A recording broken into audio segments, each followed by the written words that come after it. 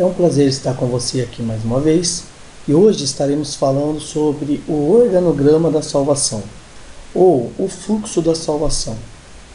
Muitos têm falado de salvação, várias teologias, e aí algumas pessoas se perguntam: será que estou salvo ou não? O que vai acontecer? Então, estaremos mostrando aqui a seguir, passo a passo, do organograma da salvação e o fluxo da salvação. Quais são os passos que devemos seguir para podermos estar num patamar de salvos em Cristo Jesus. Vamos então entrarmos aqui no trabalho e entrar no detalhe para podermos estudar e analisar item a item. Bom, antes de falarmos sobre a salvação, gostaríamos de mostrar aqui sobre o ladrão. Sei que em todas as vezes que falamos sobre a salvação, batismo, todo mundo vem com a objeção: mas e aquele ladrão que estava ao lado de Jesus? Ele foi salvo? E se eu não batizar, então também posso ser salvo? Não. Aquele ladrão não tinha opção. Aquele ladrão era o último momento da vida dele. Então ele não tinha opção, ele foi salvo por não ter opção. Semelhante a pessoas que estão em leitos, em hospitais, na UTI, e perguntamos se ela aceita ou não. Muitas vezes a pessoa aceita também pela emoção, porque não tem para onde ir. Neste caso do ladrão, ele aceitou de todo o coração. E sim, ele foi salvo. Mas você que tem a opção, que tem duas pernas e que tem saúde e não se batiza, alguma coisa tem que não deixa você se batizar. Mas esse ladrão, pessoas que estão na UTI, não tem opção. Então, não me venham com desculpas: mas isso, mas aquilo. Não. Se você tem saúde, está no caminho, tem que se batizar. Então vamos aqui entrarmos para entendermos no detalhe. Aqui ladrão, Dimas, que estava à direita de Cristo, ele falou e Jesus disse: ainda hoje estaremos no paraíso. Então o que isso quis dizer? Jesus demorou 3 dias para ressuscitar. Ele morreu na sexta e ressuscitou no domingo. Nesses 3 dias ele estava no seio de Abraão, ou seja, um local que todos que morreram no Velho Testamento antes de Cristo morreram e estavam aguardando a Cristo para o julgamento e para a seleção do paraíso. Ou seja, o paraíso ele estava pronto. Porém, as pessoas estavam aguardando o cumprimento da profecia, a morte do Cordeiro, para então Jesus ir buscar essas pessoas e inaugurar o paraíso. Então quem inaugurou o paraíso foi o ladrão, ele foi primeiro. E depois Jesus foi e buscou todos os que estavam aguardando ele, que morreram antes dele, e levou para o paraíso. Feito isso, Jesus voltou e ressuscitou o 3º dia. Então por isso que Jesus demorou 3 dias para voltar à ressurreição. Então, dando sequência, após a morte de Cristo, teremos agora o arrebatamento, que estamos nos dias. Estamos, como Mateus 24, rumores de guerras, terremotos, pai matando filho, filho matando pai. Estamos vivendo exatamente esses dias. Então, a qualquer momento, podemos ver com os nossos olhos o que acontecerá, que será o arrebatamento. O arrebatamento será a grande colheita de Cristo. Cristo colheu algumas frutas temporão, que morreu antes dele. É como num pomar, onde as frutas amadurecem um pouco antes, depois vem a grande colheita, e depois as frutas temporão, que vem antes e depois. As frutas temporão que vieram antes foram as que morreram no Velho Testamento. E as que serão arrebatadas serão a grande colheita, que é os dias de hoje, que está para acontecer. E, por último, teremos as frutas que ficarão por último. As frutas normalmente amadurecem depois que vem a grande colheita. No final, algumas semanas, meses, começam a aparecer outras frutas. Então, essas frutas que virão depois serão os judeus. Ou seja, depois agora do arrebatamento, teremos a grande tribulação. O anticristo reinará.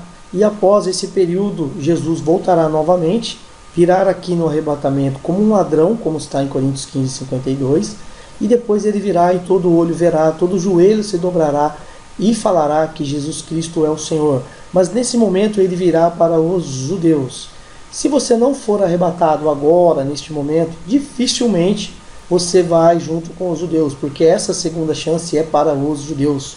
Então fique firme lute para ser arrebatado no hoje. Entre na presença do Senhor, no centro da vontade, para que você possa ir hoje. Não espere essa segunda chance, que essa segunda chance não será nossa, povos gentios, e sim para os judeus, pois eles passarão pela grande tribulação. E quem ficar e passar pela grande tribulação, com certeza não vai suportar.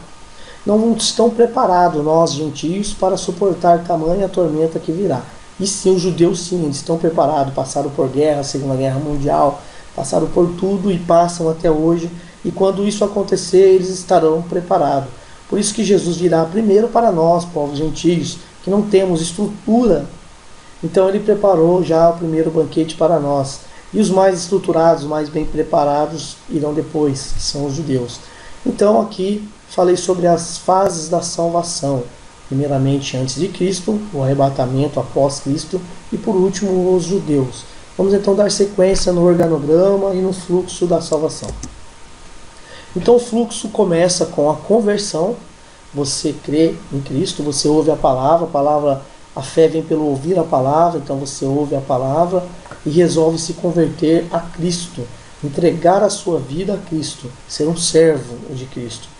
E aí após isso, quando você toma essa decisão, você é justificado pela fé. E Romanos diz que a justificação não é por obras, e sim pela fé. Então quando você tem uma fé e resolve se converter, automaticamente você recebe a justificação. E o que é a justificação?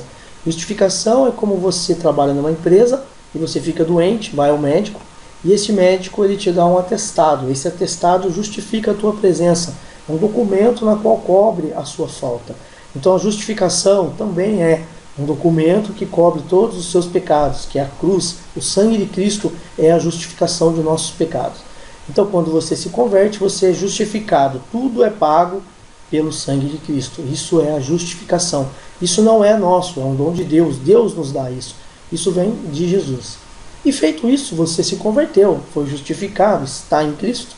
Você tem que se batizar. Você não pode alegar, mas o ladrão, não, esquece. Você tem pernas e saúde, já passou pelo processo da conversão, foi justificado. Agora o mandamento é batismo nas águas, na imersão e não aspersão. Marcos 16:16 diz: aquele que for batizado, aquele que crê e for batizado é salvo, porém o que não crê já está condenado. Então se você crê, já passou pela conversão, justificação, agora só te resta o batismo nas águas. Feito isso, você passa a fazer parte do corpo de Cristo. E aí você vai ter que cear. Tem um ciclo mensal, e aí você toma a Santa Ceia, come o pão, o sangue, e aí você passa a fazer parte do corpo de Cristo. João 6,53 nos diz que quem não ceia com ele não faz parte dele. Então se você não ceia, você não faz parte do corpo de Cristo. Então se você já converteu, justificado, batizou, Santa Ceia, tome a Santa Ceia e aí sim você completou o primeiro ciclo. Após isso vem a santificação, Hebreus 12,14, sem santificação ninguém verás a Deus. E aí a santificação é um processo contínuo.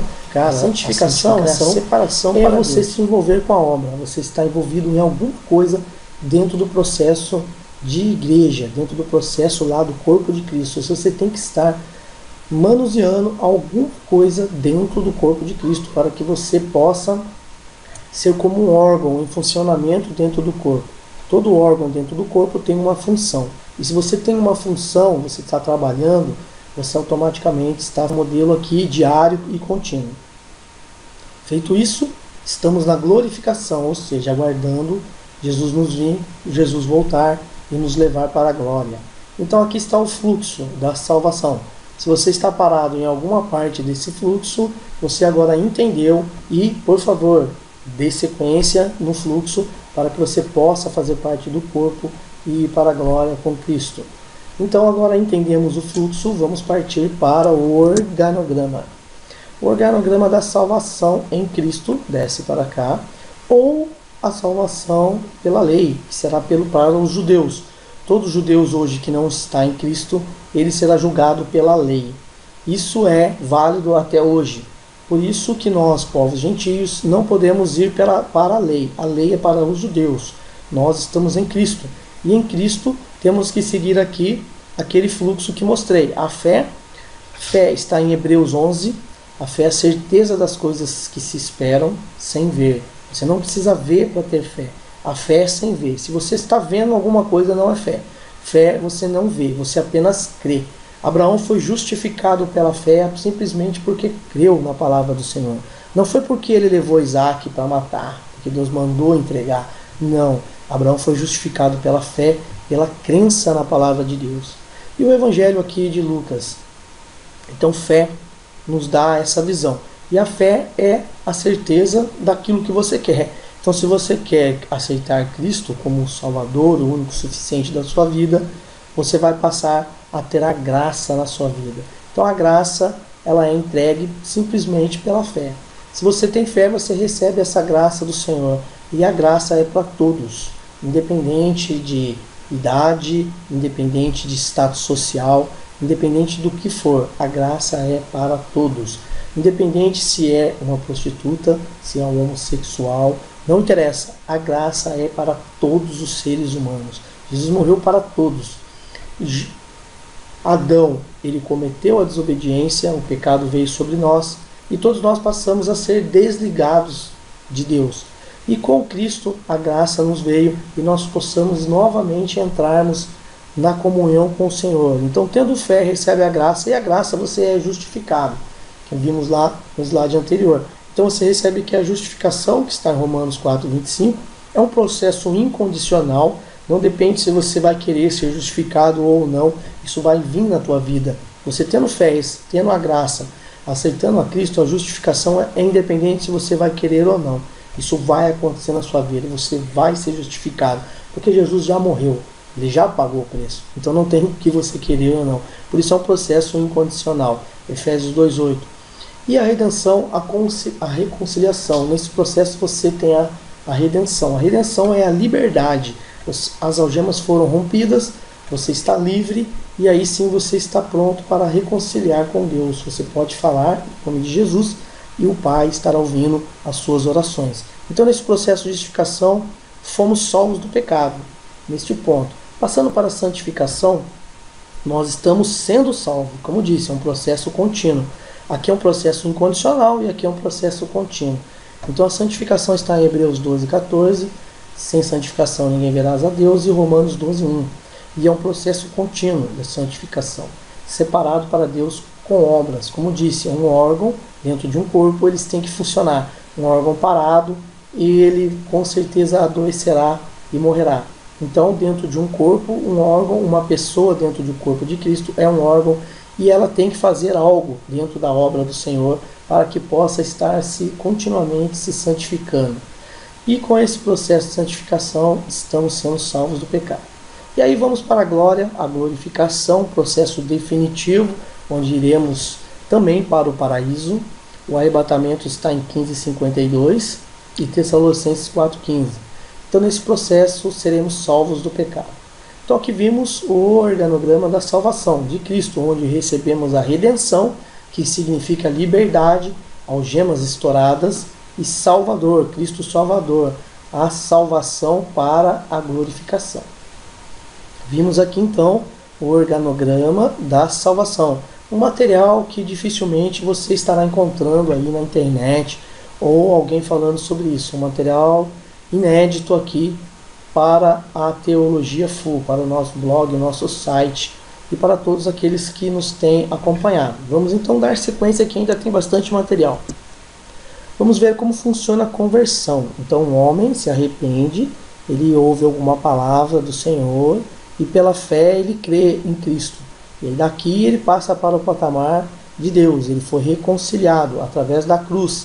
Sem a cruz fica um buraco e o homem não chega até Deus. Com a cruz há uma emenda, o gap é fechado e aí o homem se conecta com Deus. Então o arrependimento, a conversão e o perdão, a reconciliação total com Deus. Esse é o processo da conversão.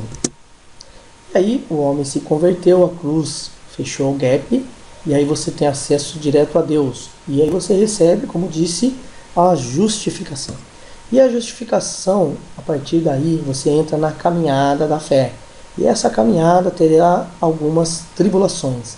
Então, Paulo disse em sua carta aos Romanos 5, que a tribulação ela vai te gerar santificação e perseverança. Então, se você tem uma tribulação e persevera, você insiste na caminhada da fé, você vai ganhando experiência. Essa insistência na tribulação vai gerando calos, você vai ficando mais experiente. E essa experiência você ganha santificação e pula para um patamar de esperança, como Estevão estava quando foi apedrejado, recebeu várias pedras. Ele estava nesse patamar. Aconteça o que acontecer, a minha fé é inabalável. Isso aconteceu com Estevão, isso aconteceu com Paulo, quando disse: eu tenho as marcas de Cristo, não vivo eu, mas Cristo vive em mim. Então isso é um patamar de esperança. Muitas pessoas se convertem, pula para cá, tem a ligação novamente com Deus, é justificado. E na primeira tribulação, o que acontece? Abandona a caminhada da fé. Não persevera, não ganha experiência e não chega aqui na esperança. Então hoje você tem um material, um desenho da vida, como funciona a maturidade espiritual, como funciona a caminhada de quem chega aqui no nível máximo, que é a esperança. Então espero que vocês, ao ver esse vídeo, lute para que você possa chegar no nível de esperança. Vamos em frente.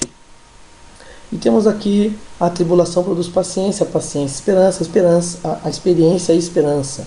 Então vimos alguns exemplos que Jesus disse em parábolas, como aquelas sementes que aparecem no meio das pedras e outras que caem em terra boa. Então aquelas que caem no meio das pedras, na raiz não permanece firme, o sol vem e mata a florzinha, mata a tua fé. E alguns caem até em terra que fica mais ou menos, dura algum tempo, mas também morrem. E aí, por último, aquele que fica, persevera e aí dá frutos para o Senhor. Porque aqui tem muitas cinzas, muitas batalhas ocorreu aqui neste local, mas a fé está inabalável. É um exemplo aqui dessa plantinha.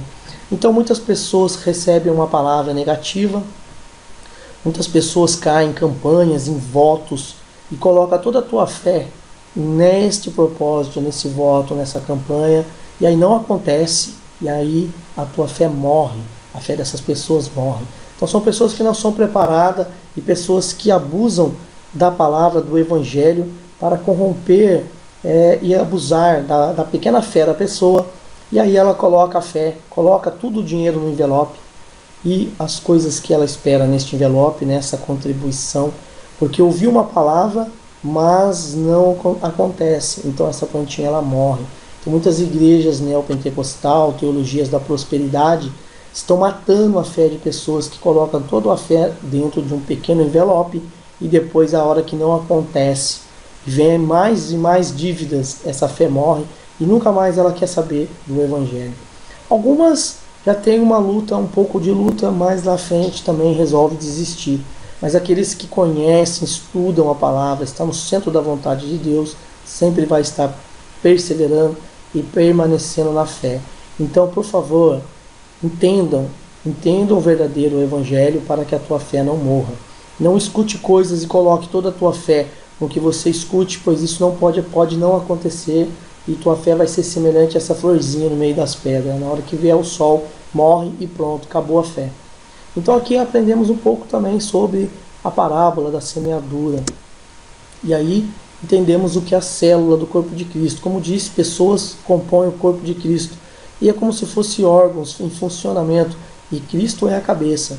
Então, para a santificação, você tem que aqui dentro do corpo se movimentar, fazer alguma coisa para que fique vivo o corpo. E que Cristo, a cabeça, ele possa abençoar a todos que estão aqui dentro do corpo. O cérebro, ele comanda tudo.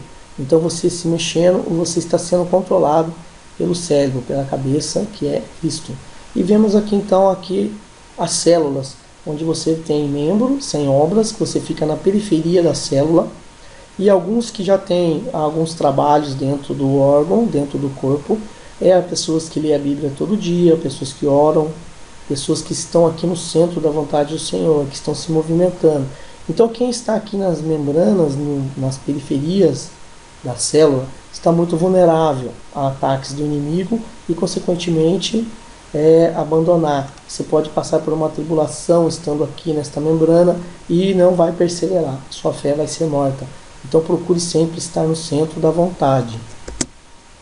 Aqui um outro slide mostrando as vulnerabilidades.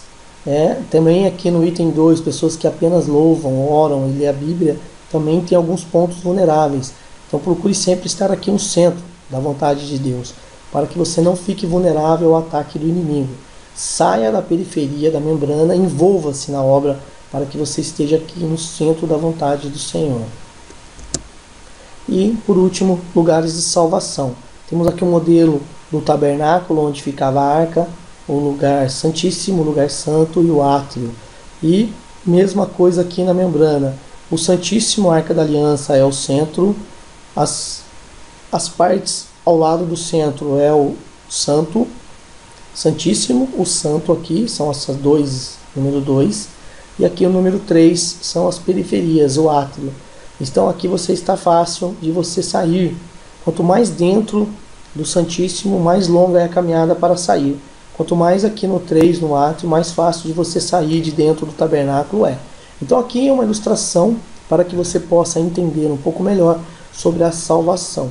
Falamos sobre o organograma, falamos sobre várias coisas para que você possa estar maduro agora e perseverar, ganhar experiência para que você chegue na esperança.